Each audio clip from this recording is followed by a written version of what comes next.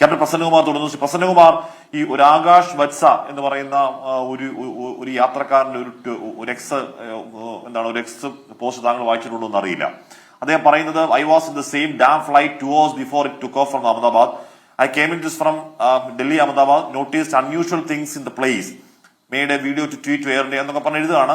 അതിൽ അദ്ദേഹം കൊടുത്തിരിക്കുന്ന വീഡിയോ എന്ന് പറയുന്നത് അതിലെ ചില ലൈറ്റുകൾ വർക്ക് ചെയ്യുന്നില്ല, അതിലെ ഈ പറയുന്ന രീതിയിൽ മാപ്പ് വർക്ക് ചെയ്യുന്നില്ല, അങ്ങനെയൊക്കെയുള്ള അതിനകത്തുള്ള ചില കാര്യങ്ങൾ പ്രവർത്തിക്കാത്തതിനെ പറ്റിയൊക്കെ ഇതേ ഫ്ലൈറ്റിൽ 2 മണിക്കൂർ മുമ്പുണ്ടായിരുന്ന ഒരു ആകാശ് വത്സ എന്ന് പറയുന്ന ഒരു യാത്രികൻ എഴുതുന്നുണ്ട്.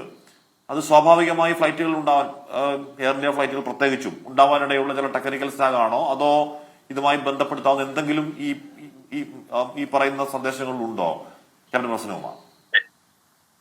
ഐഡിയലായിട്ട് സംസാരിക്കുകയാണെങ്കിൽ തീർച്ചയായിട്ടും ഒരു വിമാനത്തിന്റെ എല്ലാ വശങ്ങളും വർക്ക് ചെയ്തിരിക്കണം. വർക്ക് ചെയ്യാത്ത, അതായത് acceptable failures, minimum equipment list എന്നൊരു ലിസ്റ്റ് ഉണ്ട്.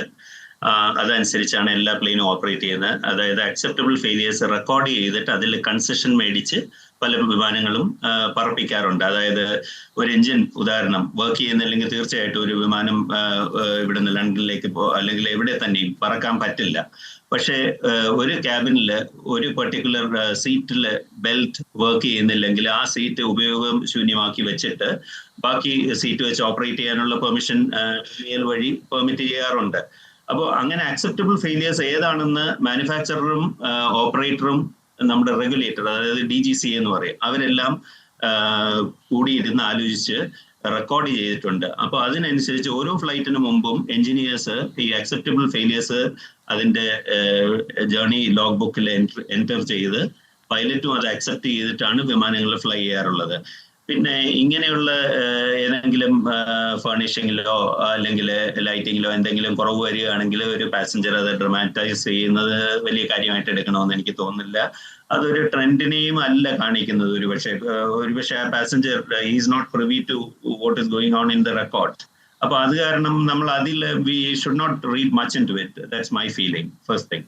പിന്നെ വിമാനത്തില് സാധാരണഗതിയിൽ എയർ ഇന്ത്യയുടെ മെയിൻ്റനൻസും ട്രെയിനിങ്ങും ഒരു സസ്പെക്ട് അല്ല. പലപ്പോഴും മീഡിയയിൽ പല കാര്യങ്ങളും വെളിയിൽ വരുന്നുണ്ടെങ്കിലും ഒരു ട്രെൻഡ് ആയിട്ട് അങ്ങനെ കാണേണ്ട കാര്യമുണ്ടെന്ന് എനിക്ക് തോന്നുന്നില്ല. എനിക്ക് എയർ ഇന്ത്യയിൽ അറിയാവുന്ന പല കളീഗ്സും ഉണ്ട്. അപ്പോൾ അവരോടൊക്കെ സംസാരിക്കും. സാധാരണഗതിയിൽ നല്ല മെയിൻ്റനൻസ് പ്രാക്ടീസസ് ആണ് എയർ ഇന്ത്യയിൽ, നല്ല ട്രെയിനിങ് പ്രാക്ടീസസ് ആണ്. അപ്പോൾ we should not be reading much into it and making judgement. അതാണ് എൻ്റെ ഫീലിംഗ് ഇതിനെപ്പറ്റി. പിന്നെ പ്രസന്നകുമാർ, അതോടൊപ്പം തന്നെ ആ ദൃശ്യങ്ങൾ കാണുന്നത് ഏറ്റവും താഴെപ്പറക്കാണ്. ഏതാണ്ട് നിശ്ചലാവസ്ഥയിൽ തന്നെ അന്തരീക്ഷത്തിൽ താഴേക്കുള്ള യാത്രയിലാണ് വിമാനം, അതിന്റെ അവസാനത്തെ യാത്രയിലാണ്. അപ്പോഴും ഇതൊന്ന് മുകളിലേക്ക് ഉയർത്താൻ ഒരു ശ്രമം നടക്കുന്നുണ്ട്.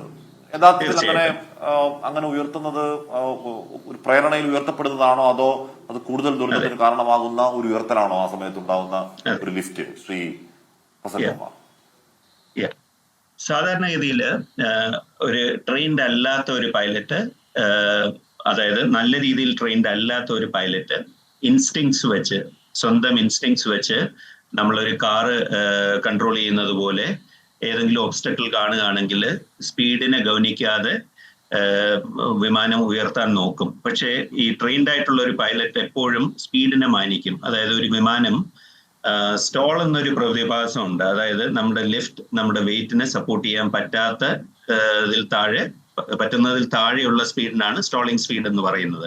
അപ്പോൾ ആ സ്റ്റോളിനെ മാനിച്ച് എപ്പോഴും വിമാനത്തിന്റെ ഗ്രാവിറ്റി വെച്ച് അസിസ്റ്റൻസ് എടുത്ത് എപ്പോഴും സ്റ്റോൾ ചെയ്യാതെ, ഈ വിമാനം സ്റ്റോൾ ചെയ്തിട്ടില്ല, ക്രാഷ് ചെയ്യുന്നത് വരെ ഈ വിമാനം സ്റ്റോൾ ചെയ്തതായിട്ട് വീഡിയോയിൽ നിന്ന് പ്രത്യക്ഷത്തിൽ തോന്നുന്നില്ല. അപ്പോൾ ഇതിനകത്ത് സംഭവിച്ചിരിക്കാവുന്നത്, നേരത്തെ എനിക്ക് മുമ്പ് പറഞ്ഞതിൽ ചിലരൊക്കെ ചില അനുമാനങ്ങളൊക്കെ നടത്തി, ഡബിൾ എഞ്ചിൻ ഫെയിലിയർ ഒരു പോസിബിലിറ്റിയാണ്, ഒരിക്കലും റൂൾ ഔട്ട് ചെയ്യാൻ പറ്റാത്തൊരു കാര്യമാണ്. അതായത് ഒരു റെയറസ്റ്റ് ഓഫ് റെയർ, കാരണം ഈ എൻജിൻസ് എല്ലാം EDQ എന്നൊരു സർട്ടിഫിക്കേഷൻ ഉണ്ട്. അതായത് എക്സ്റ്റെൻഡഡ് ഡൈവേർഷൻ റേഞ്ച് ഓപ്പറേഷൻ എന്ന് പറഞ്ഞ ഒരു സർട്ടിഫിക്കേഷൻ ഉണ്ട്. അതായത് ഒരു എയർപോർട്ടിൽ നിന്ന് 3 മണിക്കൂറോളം പലപ്പോഴും ഇതുപോലുള്ള വിമാനങ്ങൾ സർട്ടിഫൈഡ് ആണ്, മാറി നമുക്ക് ഫ്ലൈ ചെയ്യാം. ആ എൻജിൻസ് എല്ലാം അത്രയും ദൂരം, each engine is capable of flying reliably engine മാത്രമല്ല അതിലുള്ള ബാക്കി സിസ്റ്റംസും എല്ലാം റിലയബിൾ ആയിട്ട് ഒരു എയർപോർട്ടിൽ നിന്ന് ഒറ്റ എഞ്ചിനിൽ 3 മണിക്കൂറോളം മാറി ഫ്ലൈ ചെയ്യാൻ വേണ്ടി റിലയബിലിറ്റി ടെസ്റ്റ് ചെയ്ത് സർട്ടിഫൈ ചെയ്ത വിമാനങ്ങളാണ്. അപ്പോ 2 എഞ്ചിൻ ഒരുമിച്ച് പോകുന്നത് ഒരുപക്ഷെ ഫ്യൂവലിൽ എന്തെങ്കിലും തകരാറുണ്ടെങ്കിൽ, അതായത് ഏതെങ്കിലും റോങ് ഫ്യൂലോ ഇംപ്യൂരിറ്റീസോ ഒക്കെ ഉണ്ടെങ്കിൽ അങ്ങനെ വരാം. പക്ഷെ അതെല്ലാം റെയറസ്റ്റ് ഓഫ് റെയർ ഒക്കറൻസസ് ആണ്. അല്ലെങ്കിൽ big flock of birds impact നടത്തിയാൽ ചിലപ്പം വരാം. പക്ഷെ ഇന്നത്തെ സിറ്റുവേഷൻസിൽ അത് തോന്നുന്നില്ല എനിക്ക്. എന്റെ അനുമാനത്തിലാണ്, ഐ കുഡ് ബി റോങ്. പക്ഷെ ഒരു എഞ്ചിൻ മാത്രം ഫെയിൽ ആയാൽ പോലും പൈലറ്റ് വളരെ നിപുണതയോടെ കൺട്രോൾ ചെയ്തില്ലെങ്കിൽ things can go out of hand, specially given that the landing gear was not retracted in time today. അത് ഒരുപക്ഷെ അവരുടെ ടോട്ടൽ മിസ്റ്റേക്ക് ആവണമെന്നില്ല. ഉദാഹരണം, അവര് ഒരു എഞ്ചിൻ ഫെയിൽ ആയിരിക്കുമ്പം കൺട്രോൾ ചെയ്യുന്നതിൽ എൻഗ്രോസ്ഡ് ആയിരിക്കുമ്പോൾ ഒരുപക്ഷെ ലാൻഡിംഗ് ഗിയർ, പക്ഷെ അതൊരു ക്രിട്ടിക്കൽ ഫാക്ടറാണ്. ഈ ലാൻഡിംഗ് ഗിയർ സാധാരണഗതിയിൽ ഉയർത്തുന്ന ഓൾട്ടിറ്റ്യൂഡ് എന്ന് പറയുന്നത് പോസിറ്റീവ് റേറ്റ്, നമ്മുടെ കോൾ എന്ന് പറയുന്നത് positive rate landing gear up എന്നാണ് പൈലറ്റ്സ് പറയാറുള്ളത്. പോസിറ്റീവ് റേറ്റ് എന്ന് പറഞ്ഞാൽ നമ്മുടെ വെർട്ടിക്കൽ സ്പീഡ് ഇൻഡിക്കേറ്ററിൽ ഒരു ക്ലിയർ ആയിട്ട് വിമാനം മുകളിലേക്ക് കയറുന്നുണ്ടെന്ന് തോന്നിക്കഴിഞ്ഞ ഉടനെ ലാൻഡിംഗ് ഗിയർ ഉയർത്തുകയാണ് ചെയ്യുന്നത്. ഈ ആക്ഷൻ സാധാരണ എല്ലാ ടേക്ക് ഓഫിലും ചെയ്യുന്നതാണ്. എന്നായിരുന്നാലും ഒരു എഞ്ചിൻ ഫെയിൽ ആയി കഴിയുമ്പം ഈ ആക്ഷൻ കൂടുതൽ ക്രിട്ടിക്കൽ ആവും. കാരണം വിമാനത്തിനകത്ത് one of the forces applying on the plane drag എന്ന് പറയും. ഡ്രാഗ് എന്ന് പറഞ്ഞാൽ വേറൊന്നുമില്ല, നമ്മളെ പുറകോട്ട് പിടിച്ചു നിർത്തുന്ന ഒരു ഘർഷണം എന്ന് പറയാം, എയറിൽ നടത്തുന്ന, അതാണ് ഡ്രാഗ് എന്ന് പറയുന്നത്. അപ്പോൾ ഈ ഡ്രാഗ് സാധാരണ വിമാനം ഫ്ലൈ ചെയ്യുന്നതിനൊക്കെ വളരെ കൂടുതലാണ് ലാൻഡിംഗ് ഗിയർ താഴെയാണെങ്കിൽ. കാരണം ലാൻഡിംഗ് ഗിയർ എന്ന് പറയുന്ന ഒരു എയറോഡൈനമിക് അല്ലാത്ത ഒരു സ്ട്രക്ചറാണ്. അപ്പോൾ അത് ഉടൻ തന്നെ ഒരു എഞ്ചിൻ ഫെയിൽ ആയി കഴിഞ്ഞു കഴിഞ്ഞാൽ പോസിറ്റീവ് റേറ്റ് ഉള്ളപ്പോൾ ഉടനെ ഉയർത്തണമെന്നുണ്ട്.